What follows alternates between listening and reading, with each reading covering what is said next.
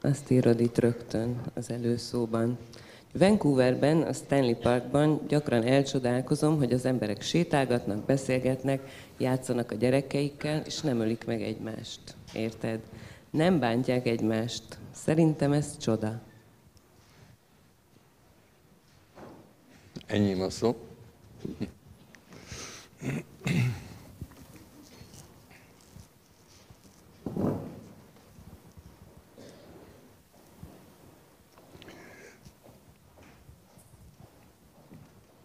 Hát a következő gondolat az, hogy hát azért csoda, amikor ennyien vagyunk együtt, és senki nem bánt senkit, legalábbis én nem látom, mert egyikünk sem ülhetne itt, egyikünk sem lélegezhetne, egyikünk sem élhetne, hogyha számtalan ember nem gyilkolt volna, és nem halt volna meg azért, hogy mi itt lehessünk. A tanítómesterem úgy ecsetelte, hogy mindegyikünk egy óriási véres hullahegynek a tetején állunk, ami nélkül nem tudnánk itt lenni. A ősapáink, főleg az apáink, ölték az ellenséget, akit ellenségnek véltek, ellenségnek tituláltak, azért, hogy megmaradjanak azok a gyerekek, akik éppen a feleségük méhében kezdtek nőni, hogy az ellenség ne erőszakolja meg a mi nőinket, inkább mi erőszakoljuk meg az ő nőiket, öljük meg a gyerekeiket, és azért vagyunk itt, mert a mi őseink győztek. Mindig a győztesek élnek. Ha az őseink vesztettek volna, akkor mi nem ülnénk itt. Tehát nem szabad finnyásnak lenni. Vérengző állatok az emberek. Ezért óriási csoda, amikor nem bántjuk egymást, és a szeretetnek a legegyszerűbb definíciója az, hogy tudnák bántani, de nem foglak. És ez a csoda, hogy ezt meg lehet ígérni. Te, én, mi elhatározhatjuk, hogy nem fogjuk bántani egymást, vagy nem fogunk bántani valakit. Azt az illetőt szeretjük, akit elhatározzuk, hogy nem fogjuk bántani. De azt is be kell vallani, hogy tudnálak bántani, mert az, aki azt mondja, hogy hát én nem tudnálak bántani, az hazudzik. Tehát mind a két része ennek a definíciónak fontos, hogy tudnálak bántani, ezt be kell vallani, el tudom képzelni. Emlékszem, amikor egy késő este Lang azon morfondírozott, és föl is alá járt, és leírta ékesen, hogy milyen lenne, hogyha megerőszakolná az ő lányát, saját lányát, és mondjuk megerőszakolná az én lányomat. És akkor úgy mondtam, hogy tényleg ebbe bele kell mennünk. Azt mondja, hogy az, aki tényleg el tudja képzelni, hogy az milyen lenne, az soha nem fogja megtenni. Azok, akik megteszik, soha nem gondolták végig. Sőt, azt mondanák, hogy hát ők ilyet nem tudnának tenni. Tehát nagyon fontos, hogy az ember ne áltassa magát, hogy hát én olyat nem tudnék tenni. Mindent, amit bárki megtesz, én is meg tudom tenni. Nem egyszer gondolkoztam azon, hogy milyen körülmények között ölnék egy embert. És nem egyre tudtam gondolni, hanem többre. Tehát nincsenek ők és mi. Mi jók vagyunk, ők rosszak. A gonosz mindegyikünkben benne van, a jó is. elhatározás kérdése gyakran, körülmények kérdése gyakran, hogy mikor tennék olyat, mint az, akivel éppen szemben állok, és amikor azt mondom, hogy ez nem én vagyok, ez ilyen én nem tudok lenni, akkor hazudok. Körülményektől függ, és az elhatározástól. Ez benne van a mitológiánkban. Tisztán lehet olvasni, hogy amikor az arkangyalok meghajolnak az Isten előtt, és mindegyik megígéri, hogy szolgálni fogja. Amikor a Lucifer jön, akkor ő ránéz az Istenre, és azt mondja, én nem foglak szolgálni. Szabad akarod. És az Isten nem ölte meg, hanem pokolba küldte. Hát ha lenne pokol, akkor én se ölném meg azokat, akik engem bántanak, vagy az életet nem tisztelik. Mert tulajdonképpen nagyon érdekes, hogy evil, ami angolul a gonosz, az pontosan az élet megfordítva. Az élet ellensége. De hogyha az ember tényleg elgondolkozik, hogy azt is lehetne mondani, hogy mi, akik szeretjük az életet, és mindent megtennénk azért, hogy megvédjük a gyerekeink, szeretteink életét, hogy csak életfüggők vagyunk. Abban a pillanatban, amikor fel tudnánk adni a függőségünket, szabadok lennénk. És itt talán elkezdhetnék beszélni egy picit a félelemről. Vannak, akik azt mondják, hogy minden félelemnek a magja, akármilyen félelemnek a magja, a halálfélelem. Lehetne a világ egy nagyon kegyetlen világ. Olyan, hogy egy hibát csinálsz, és meghalsz.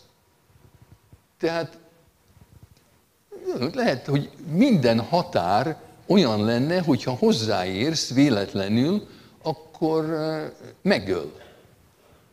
Egy hiba, és meghalsz.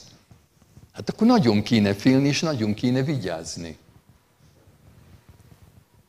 De hogyha körülnéztek, és gondolkoztok egy kicsit, akkor hálát kell adni, hogy ez az univerzum, amiben mi létrejöttünk, egyáltalán nem kegyetlen, egyáltalán nem szigorú.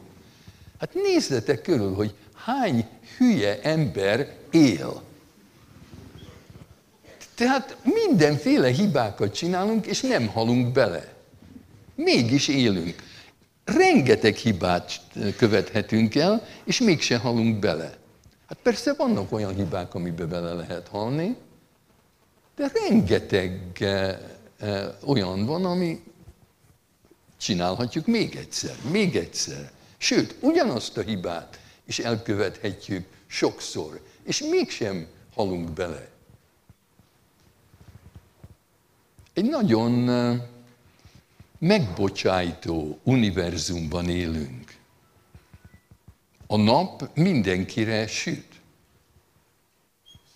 Akármilyen rossz ember, akármilyen őrült, a nap nem válogat. A nap mindenkire süt. Nem kell semmit se csinálni, míg a semmit tevőkre is süt. Hát, nem gyönyörű? Még azokra is, akik nem érdemlik meg. Ilyen mesékben élünk, ilyen meséket mondunk magunknak és a gyerekeinknek, mint hogyha létezne olyan fogalom, hogy meg lehet érdemelni valamit, vagy valaki nem érdemel meg valamit. Ez mind mese, nincs semmi köze a valósághoz. Azt is mondhatnám, hogy senki nem érdemel meg semmit, vagy senkit, de én azt mondom, hogy az egész fogalom, hogy megérdemelni, nem létezik.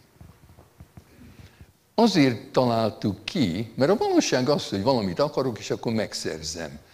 vagy megkapom. Valamit akarok, és nem kapom meg. Ez a valóság. Akarom van, akarom nincs. De megérdemelni, hát olyan nincs.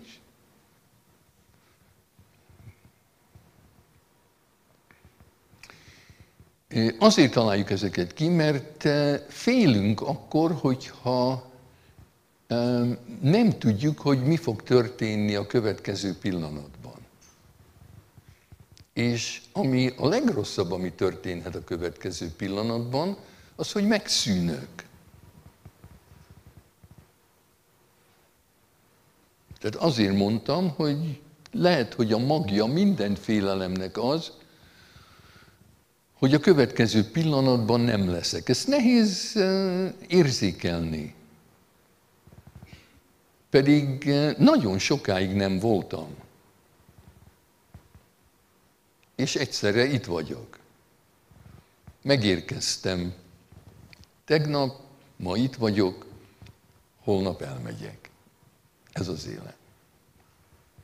És akkor mitől kell félni? De az élmény az nagyon is az. Vannak olyan szituációk, amikor az ógörögök azt mondták, hogy azt a tanácsot adták egymásnak és a fiataloknak, hogy gyakorold a halált, gyakorold a meghalást. Azért, hogy szépen halljál meg. Mindegyikünk meg fog halni. Hát el tudod képzelni, hogy milyen rondán lehet meghalni? Vannak olyanok, akiket nem érdekel, hogy milyen rondán fognak meghalni. Vannak, akik szépen akarnak meghalni. Vannak, akik csendben akarnak. Vannak, akik zenét akarnak maguk körül. Vannak, akik kezet akarnak fogni valakivel. Van, aki LSD-t kért a feleségétől 5 perccel azelőtt, hogy meghalt. Ez a Aldous Huxley. Hát adok egy pár percet nektek, hogy most kell kitalálni, mert lehet, hogy 5 perc múlva meghalsz. Ilyen a játszma, hogy egyetlen egy biztos dolog van a világon, az, hogy mindegyikünk meg fog halni. Hogy mikor, azt nem tudjuk. Hát akkor hogyan éljünk?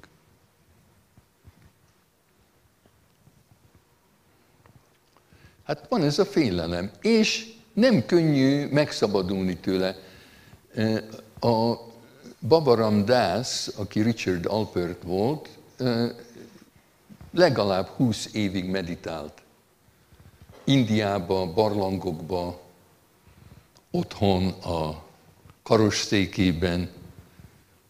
Sőt, ő megtanult meditálni akkor is, amikor sétált, és akkor is meditált, amikor gyorsan vezetett az autójában, és a rendőr megállította. És ahogy meditált, látta, és elmondja egy sztóriában, hogy látta, hogy a rendőr és ő egy. És fölírta magát. És úgy mosolygott, és szerette a rendőrt, de a rendőr mégis adott neki egy, hogy hívják? Egy büntető cédulát. De amíg ő a rendőrrel beszélgetett, a mantráját állandóan mondta, és tudta, hogy ő is az Isten, a rendőr is az Isten, és hogy játszanak egymással.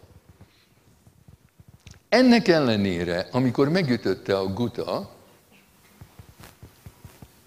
és tényleg azt hitte, hogy most meghal, mert agyvérzése volt, akkor megijedt. És erről később beszél, mert nem halt meg. Csak azt hitte, hogy meg fog halni. De abban a pillanatban, amikor azt hitte, hogy meg fog halni, pontosan olyanokat érzett, amit azt hitte, hogy 20-25-30 év meditáció után már meg fog halni szépen. De nem haldoklott szépen, hanem nagyon csúnyán megijedt. Remélte, hogy nem kell megijedni. Elfelejtette, hogy a meditáció nem arra van, hogy az embernek ne legyenek óriási érzelmei, hanem arra való, hogy elfogadja őket. Tehát évtizedek meditációja előtt rettegsz, utána rettegsz. A differencia az, hogy előtte rettegsz attól, hogy rettegni fogsz. Utána csak rettegsz. Hát egy kicsit jobb, nem?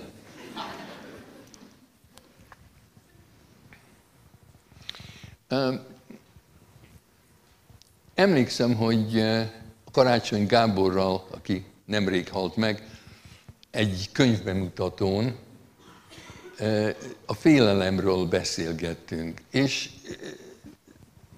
nagyon keményen üldözött engem azzal a kérdéssel, nyilvánosan, de hát hol kezdődik a félelem? Honnan jön a félelem? És elmondtam neki, amit gondoltam, és utána azt mondja, de honnan jön? Nem akarta elhinni, és valahogy nem tudom, hogy pontosan mit akart mondani, és most már nem tudom megkérdezni tőle, addig, amíg esetleg én is meg nem halok, és akkor fölkeresem, hogy mit értett azon, miért nem hitte el, amit én mondtam. És hogy mit mondtam, hát arra már nem emlékszem. De most újra úgy csinálok, mintha ezt mondtam volna, hogy hát minden ebben az életben ott kezdődik, hogy megfogalmazom. Egyszerre nem voltam sötét, nagy sötétség, és akkor, mintha valaki fölgyújtaná a villanyt, fény. Így kezdődik az emberi élet.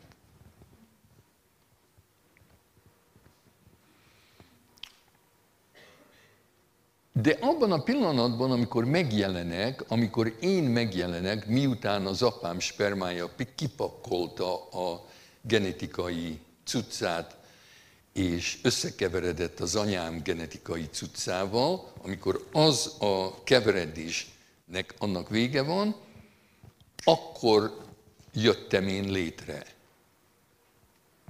De már akkor is, abban a pillanatban én voltam az organizmus, és egy környezetbe találtam magam.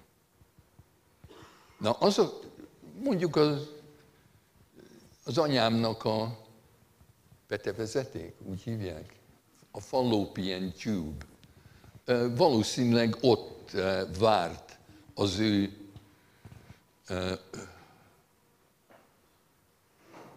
petesejtje,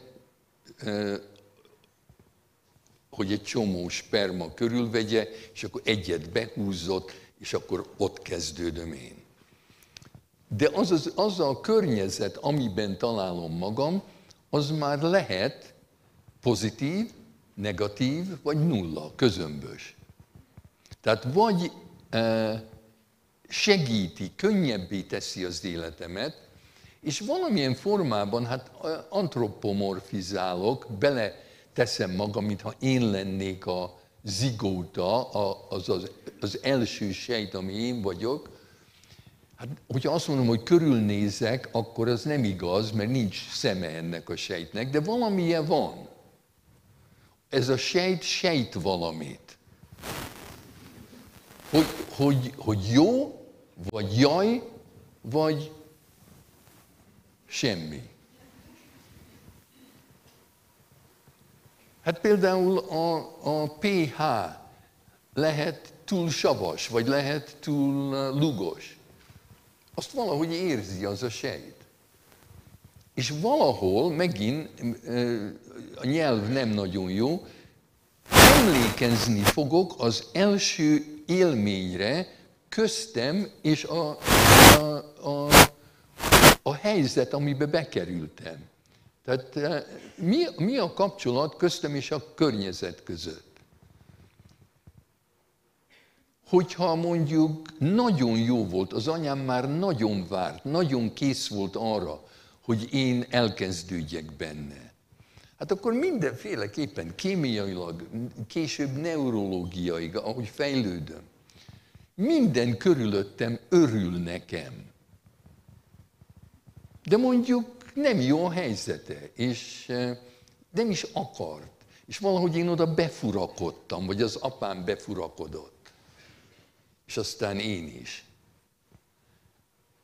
Akkor valami olyan érzésem lehet, hogy hát itt veszély van. Például kb. 7,5 napba kerül, amíg én letornászom magam, lefolyok ezen a tej és mézből készült folyóban a méhébe. És akkor be kell fúrnom magam a méhének a bélésébe. Na most ott is vagy azt mondja, azt érzem, hogy na gyere, már régen vártalak, valaki szívesen vár. Az egy más élmény, mint hogyha géppuskákkal lőnek rám, és úgy kell oda bemenni, mint a D-Day Invasion, az mi magyarul? A partra szállás. De mert itt ülünk, mindannyian partra szálltunk. De hogy, az lehet mindenkinek más. Tehát minden pillanat a környezettel való interakció, arra emlékszünk. Tehát az életünket lehetne úgy leírni, hogy plusz, plusz, plusz, mínusz, mínusz, mínusz, nulla, plusz, mínusz, nulla, plusz, plusz, plusz, mínusz, mínusz. És hogyha mondjuk van 3 méter mínuszom, akkor már kezdem elvárni, mert ez valahogy belénk van idegződve, hogy hát már annyi mínuszom volt, a következő biztos mínusz lesz. Persze nem így van, mert minden pillanat egy más pillanat, de az organizmus elkezdi elvárni, hogy ami megtörtént, az újra jön. Ebből ered az, hogy amitől félsz, az már megtörtént. Valami olyasmi van, hogy valami emlékeztet arra, ami már megtörtént, és emlékszem, hogy az rossz volt. Tehát ha bármi történik itt, ami emlékeztet engem arra, ami már megtörtént, akkor elkezdek félni. Hogy újra jön a támadás. Újra jön az, ami nekem rossz. Érdekes módon azok, akik szerencsések voltak, és arra emlékeznek, hogy plusz, plusz, plusz, plusz, plusz, plusz, plusz, és várnak még több pluszt, hát ott nincs mitől félni. Ezek az emberek nem bátrak, csak nem tudják, hogy mi a félelem. De nagyon csalódnak. Az, akinek sok mínusza van, és akkor jön a plusz, hát az örül. De az, akinek sok pluszja volt, és jön egy kicsi mínusz, akkor az elkezd panaszkodni, hogy mennyire csalódik.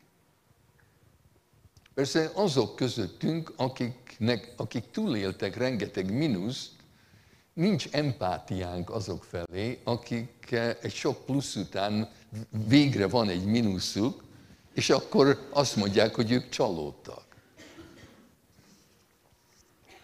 Hát szóval a félelem jöhet abból, hogy állandóan valahol, hogyha például ott úszkálok, mint egy ilyen labda, és tudom, hogy ha nem tudom befúrni magam az anyám méhének a bélésébe, akkor a következő menstruációval kimosódom, elhagyom az anyám testét, és meghalok. Ez bennem van, ezt tudom. Van valami sürgősség, még mielőtt van agyam. Van valami sürgősség, még mielőtt van idegrendszerem. De egész biztos, hogy az az organizmus, aki voltam, aki valahogy érzi, hogy furodj már be, mert megdög lesz, hogy ott van egy félelem. Mindig ott van, hogy valahogy vigyázni kell, mert az élet, hogy mi lenne egy jó szó, törékeny, vagy minden pillanatban, hát hogyha elgondolkoztok arról, hogy mennyi minden romolhat el ebben a pillanatban, miért nem hánysz? Hányhatnál? És egyszerre csak megvakulhatnál. Egyszerre csak megbénulhatnál. Most. Hát nem egy csoda, hogy ilyen nem féltek. De nem, én komolyan mondom, hogy de mi az alternatíva? Én próbálok inkább hálásnak lenni. Mert tudom, hogy minden pillanatban egy földrengés lehetne. Vagy, mint Párizsban, bejönnek a géppuskával, és végünk van. De eddig nem jött. Hát nagyon hálás vagyok, hogy ez nem történt meg. Inkább hálás vagyok, mint rettegek.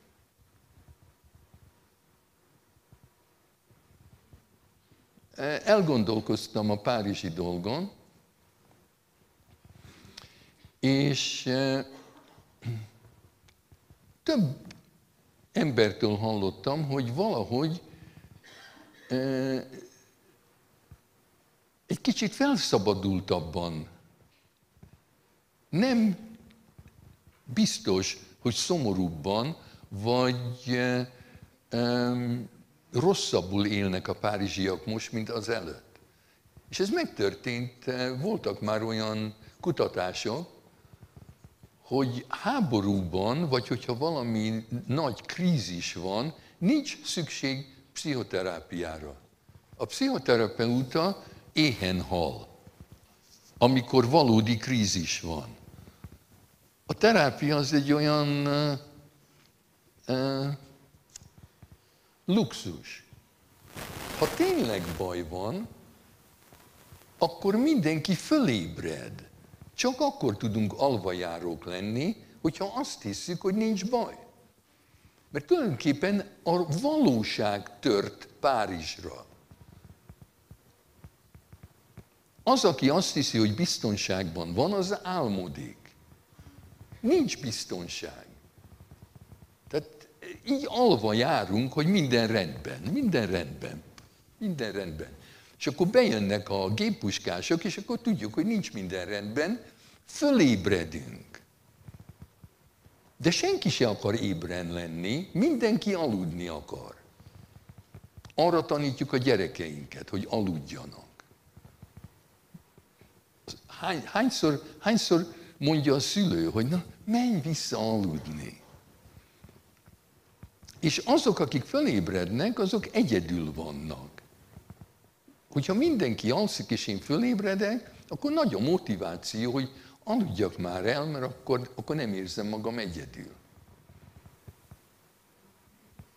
A valóságra ébredt Párizs, amikor ez történt. Én nem azt mondom, hogy az jó vagy rossz, ez nem jó vagy rossz, hanem mi az igazság? Mi a valóság?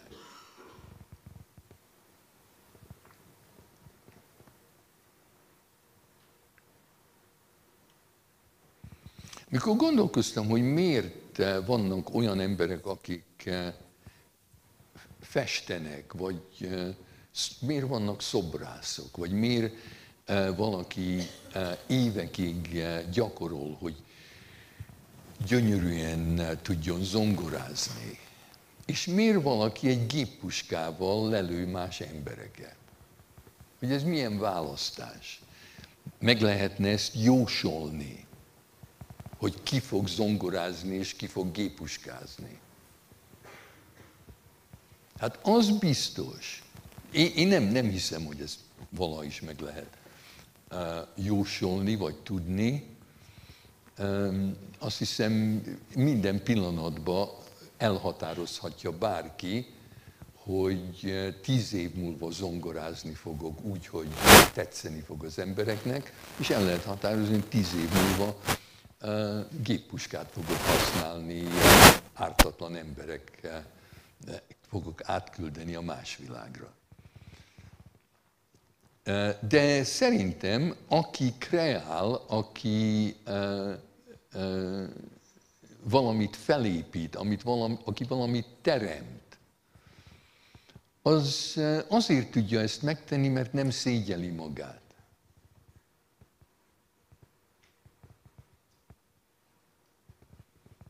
Aki szégyeli magát, az nem mer teremteni,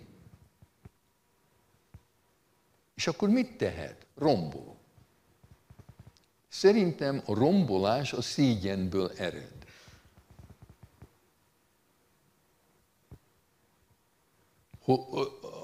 Akinek volt fiatalabb testvére, az ezt tudja, hogy az idősebb épít fakockákból valamit, és a fiatal jön és belerúg és lerombolja. Mert ő még nem tud építeni. És ő szégyeli magát, hogy ő nem tud építeni. De viszont egyszerű lerombolni azt, amit a másik épít.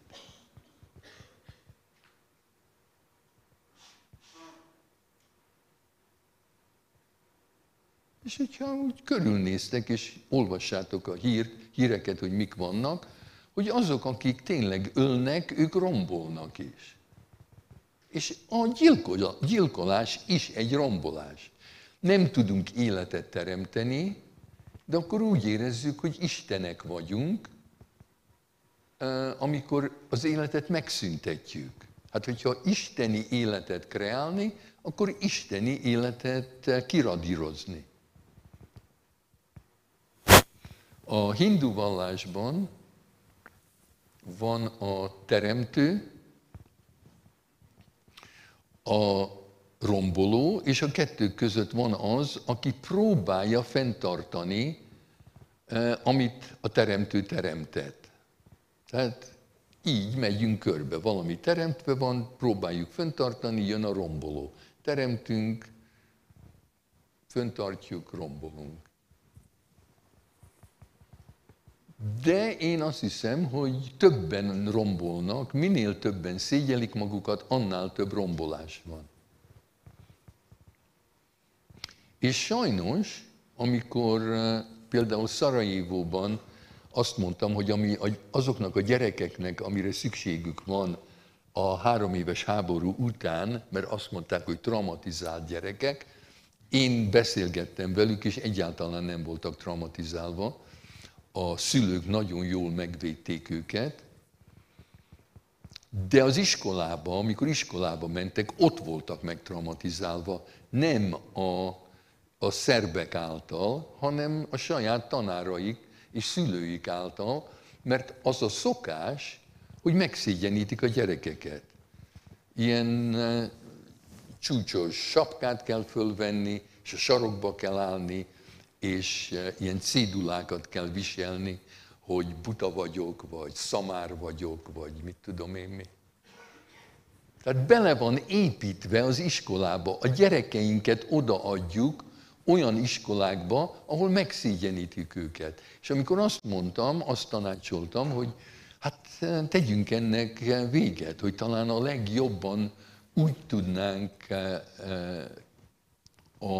az agressziótól, a rombolástól, a gonosztól megszabadulni, hogy ne szégyenítsük meg a gyerekeinket. Lehet gyereket nevelni minden szégyen nélkül. Akkor kiröhögtek, mert azt mondták, hogy hát akkor hogy tudnék rendet tartani az osztályba? 40 gyerek van az osztályban, hogy tudnék rendet tartani, hogyha nem szégyeníteném meg őket?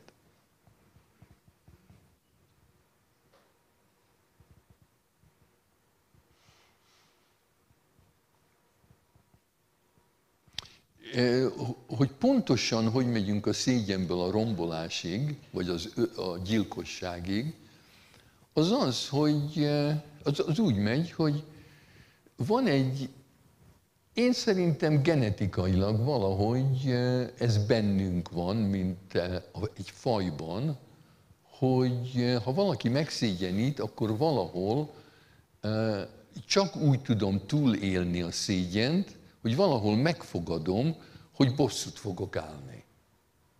Tehát ugyanúgy, mintha valaki megüti a térdemet, akkor van ez a rugó reflex.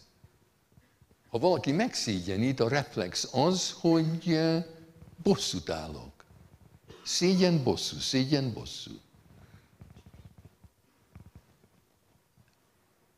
Hát én csak úgy tudom értelmezni, hogy mi történt Párizsban, hogy nagyon-nagyon megszégyenített emberek, nem őrültek, hanem emberek, akiket mi, a nyugatiak, az amerikaiak, az európaiak megszégyenítettek, talán generációkon keresztül. Nem tudták megállni, nagyon szép mondani, hogy hát nem illik bosszút állni, de bosszút állnak. Ez a háború. A skótok kinyírták egymást hosszú évszázadokon keresztül. Bosszú, bosszú, bosszú, bosszú. Ide-oda. Nem érdekes, hogy hányan az én családomból halnak meg, ha valakit meg tudok ölni a te családodban. Megéri. Ez a bosszú. Amikor így belegondol az ember, akkor én azon gondolkoztam, hogy talán, hogyha a dinoszauruszok kihaltak, mert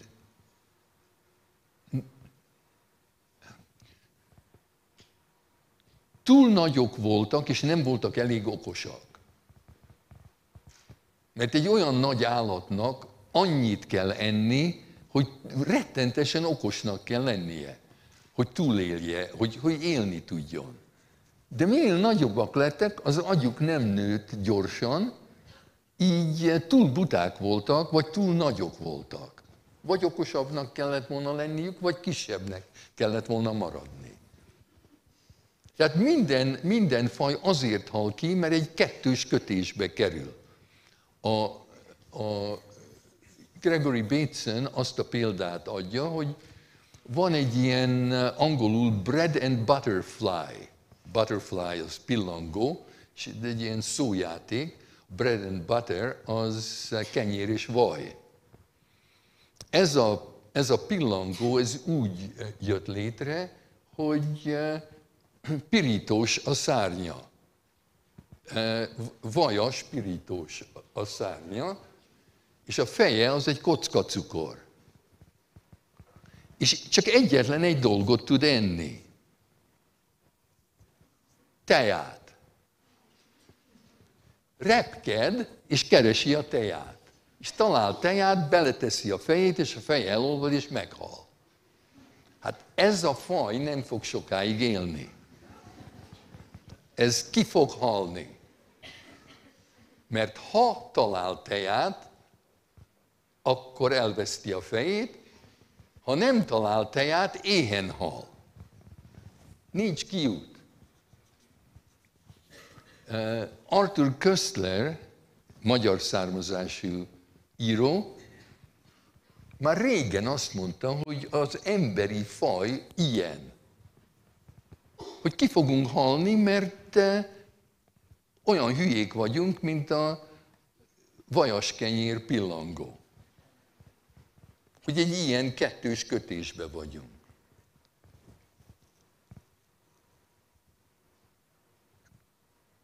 Tehát lehetséges, hogy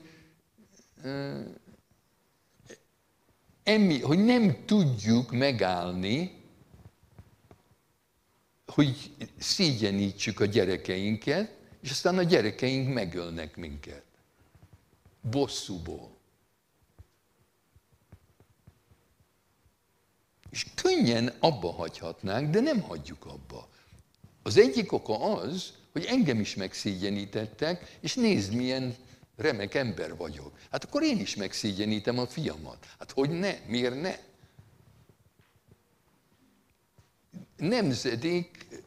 nemzedék után átadjuk, hogyha irigyelném a fiamat, hogyha engem megszégyenítettek, és őt nem. Hát ezért a nők is csinálják, nem csak a férfiak. Azokban az afrikai törzsekben, ahol a nőknek a punciát összevarják, és a klitoriszukat, a csiklójukat kivágják, azt a nők csinálják. Azok az anyák csinálják a lányukkal, akiknek az anyjuk ezt tette velük. Továbbadják. A férfiak pedig megmetélik a fiaikat, mert őket is megmetélték. Miért ne bántsam a fiam? Engem is bántottak, és nézd, milyen remek az életem. Nem gondolják, hogy annak ellenére, hanem hát azért. Hát nem vagyunk nagyon okosak.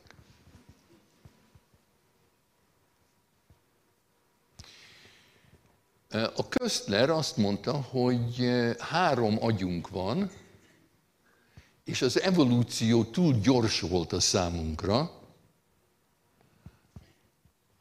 A legbelsőbb agy az a gyík agy. Pontosan olyan, mint a gyíkoknak, a hüllőknek van. Arra ránőtt egy lóagy, egy emlős agy, ami pontosan olyan, mint a lovaké. És arra ránőtt egy kis emberi agy, ilyen pici. Ül ott a lóagy tetején, a neokortex, az az emberi agy. És a baj, Köstler mondja, hogy a 3 nincs harmónia közöttük. Lehet, hogy visszatérve az akaratra, hogy az történik velünk néha, hogy mint hogyha lovagolnék, és te is lovagolsz, és én nagyon szeretnék veled beszélgetni, te is nagyon szeretnél velem beszélgetni, de nem tudom a lovamat a te lovad mellett tartani. Az én lovam állandóan el akar szaladni. És nem tudom kontrollálni a lovamat, mert ezt a színt viseled, és az én lovam retteg ettől a színtől, mert emlékszik, hogy valaki megverte ilyen színű ruhában. És a ló menekül. És én nem tudom, mit csináljak vele. Én mondom neki, hogy azért, mert ilyen ruhád van, azért nem kell menekülni, de ő egy ló. Ő megijed, ő emlékszik. A pszichoterápia néha ilyen horse whispering, ilyen pánikos lovakkal lehet nagyon jól bánni, és nagyon szeretni őket, és a fülükbe súgni, hogy a Kriszta rendben van, ne félj a Krisztától. És ha én nagyon szeretem a lovat, és megértem a lovat, hogyha a lóval tudok kommunikálni, akkor végre a lovam ott marad, és akkor beszélgethetünk. Tehát ő azt mondja, hogy azért fogunk kihalni, mint egy faj, mert a hüllő, a ló és az ember nem tudják megbeszélni, hogy mi van. Az egyik erre húz, a másik arra húz, és nem történik semmi, vagy nagy baj van. Ő remélte, hogy az emberiség elég okos, az a kicsi ott a tetején, hogy találunk valami orvosságot, hogy valamit be lehetne venni, mondja a Köstler, ami összehangolja a 3 agyat. És tudjátok mit? Van ilyen orvosság, de be van tiltva. Nem szabad megmenteni magunkat.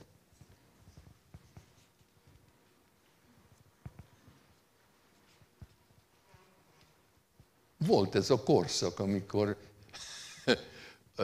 hogy hívták őket? A virággyerekek, flower children, a Beatles, Lucy in the Sky with Diamonds, LSD. Erről énekeltek. Nem szabad, mert hogyha ez a három dolog megtalálja egymást, hogyha a három agyam rezonál, mint egy, akkor engem nem lehetne kihasználni. Akkor nem akarnék senkit se kihasználni.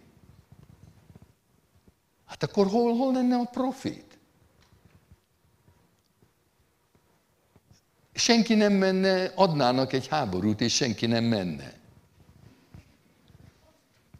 Hát azt nem szabad, be kell tiltani. Hát ennyit a Köszlerről.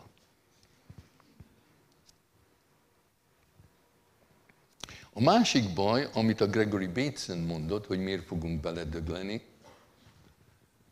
az az, hogy tulajdonképpen függők vagyunk. Neki volt egy ilyen algoritmiája, hogy lehet megszabadulni egy függőségtől. És ő azt mondta, hogy csak úgy lehet, hogy függök, és a függőségem, mondjuk túl sokat iszom, alkoholfüggő vagyok, és ittasan vezetek, és az árokban találom magam. És amikor felébredek, de még élek, akkor hogyha azt mondom, hogy ja, majdnem meghaltam, mert alkoholfüggő vagyok, azban a pillanatban el tudom határozni, hogy soha többé nem iszom, vagy legalábbis soha többé nem vezetek, amikor iszom. Tehát akkor meg tudom menteni magam. De hogyha félremagyarázom, valami baj volt az autóval, csak egy gödör volt, semmi köze ahhoz nincs, hogy én az árokban voltam annak, hogy én iszom, akkor egy nagyobb tragédiának kell történnie, amiben belehalok, vagy félremagyarázom, vagy abba hagyom. És ez így megy addig, amíg vagy meg nem halok, vagy föladtam a függőségemet. Ez érthető. Azt mondta, hogy az emberiség függ az energiától. Hogy energiafüggők lettünk. Ölünk az energiáért. A villanyért, minden, az egész életünk, óriási energiaszükségletünk van. Egy heroinfüggő, az semmi hozzánk képes. Hát abban a pillanatban, amikor mondjuk egy áramszünet van, tragédia. Nincs telefon, nincs számítógép, nem lehet olvasni a sötétbe, nincs televízió, tragédia. Ilyen elvonási szimptomáink vannak.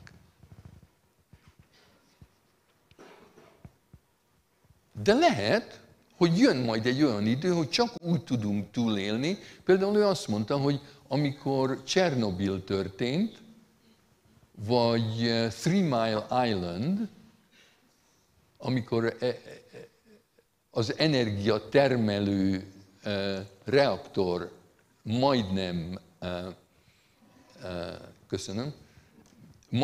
véget vetett nekünk, akkor azt mondta, ez olyan, hogy most az árokba találtuk magunkat, de félremagyaráztuk, hogy ez nem azért van, mert energiafüggők vagyunk, hanem azért, mert rosszul csináltuk, csináljuk jobban, és akkor nem fogjuk abba hagyni, amíg nincs egy nagyobb tragédia. Arra várt. És hogy ebből nincs kiút. Tehát ő is azt gondolta, hogy vagy beledöglünk, vagy föladjuk. És hogy mit jelentene azt, hogy föladjuk az energiafüggőségünket, hát képzeljétek el, én most nem fogom ecsetelni.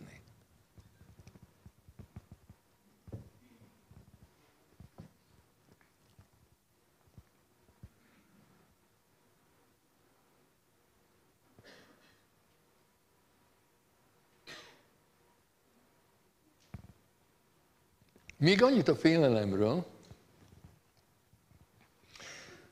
ami összeköti azokat a szavakat, ami a címe a mai estének, az persze az adrenalin.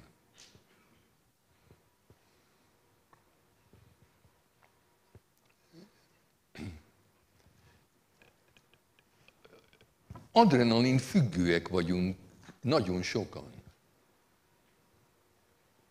Azért keresünk az izgalmat, azért csinálunk veszélyes dolgokat, néha azért veszekszünk egymással, azért megyünk olyan filmekhez, amiben megijesztenek minket. Hát ezek a horrorfilmek, azok csak azért vannak, hogy beinjekciózd magad a saját adrenalinoddal, hazamész, és akkor szexelhetsz, mert a szexhez is kell adrenalin, de sokkal gyorsabban jön az adrenalin egy horrorfilm következtében, mint mondjuk egy szerelmes, gyengéd beszélgetés közben. Az túl lassú. A horrorfilm után már van adrenalin, és az adrenalin egy olyan különleges hormon, hogy attól függ, hogy mi a körülmény, félelmet kelt, vagy izgalmat kelt, vagy szexuális vonzódást kelt, vagy félelmet kelt. Még lehet egy pár más. Attól függ, hogy mi a körülmény.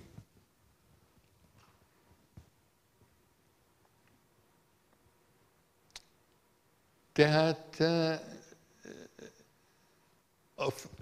az egyik film, ami mindig eszembe jut, amikor ilyesmiről beszélek, ott annyira félt két ember, hogy egy asztal alá bújtak, és ahogy robbantak a bombák, és fütyültek a golyók, hát mi más csinálhatnának, elkezdtek szexelni az asztal alatt. Úgy is meg lehet halni.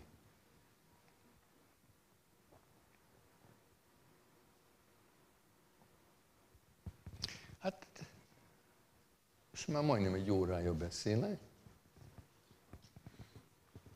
Biztos vannak kérdések, neked is, meg másoknak is. Nekem rengeteg kérdésem van, de hagyjuk meg a közönségnek a lehetőséget, hogy ha lehet, azt kérjük, hogy a mai estével kapcsolatban a ma felmerült gondolatokkal kapcsolatban kérdezzetek, és osszátok meg esetleg a ti véleményeteket. Jó, 2 mikrofon van valahol, majd megmutatjátok, hogy hol. Akkor ott már is van egy kérdés, de hadd előzzem meg az első nézőt egy kérdéssel. Említetted a párizsi eseményeket, és én arra gondoltam, hogy nekünk az a közvetlen tapasztalat, hogy félelemben élni. Tehát az egy dolog, hogy ők bosszút állnak, és hogy ezt miért teszik, de valójában itt egy egész európányi ember, és most már lassan egy egész világnyi ember félelemben él. Hogy lehet-e félelemben élni, vagy ez a következménye a bosszúnak, vagy ez az eszköze, vagy hogyan lehet ezt túlélni? Ardi Langnek az volt az egyetlen gyógyszere erre, hogy kultiválni kell az élvezetet. Mert olyan kreatúrák vagyunk, akik csak egy dolgot tudnak érezni egyszerre. Még akkor is, hogyha a félelem, tehát minden okunk van arra, hogy féljünk. Attól a pillanattól kezdve, hogy megszületünk, vagy megfogalmazunk, addig, amíg végleg meg nem halunk, minden okunk megvan a félelemre. Realitás. Zuhanunk, nincs semmibe se kapaszkodni, félelmetes az élet. De azt mondta, hogy ha találunk valamit, amit annyira élvezünk, hogy elfelejtünk minden mást, hogyha odafigyelünk, például ő azt szokta, minden nap zongorázott, és a kedvenc zenéje Bach volt. Hogyha ő elkezdett félni, és az kellemetlen volt, akkor leült a zongorához, és eljátszott egy Bach partitát. És nem lehet úgy Bachot jól játszani, hogy félsz. Abban a pillanatban, amikor élvezed, amit csinálsz, minden mást elfelejtesz. Melegen ajánlom. Köszönöm, akkor kérdezzük meg a hölgyet, hogy... Jó estét kívánok!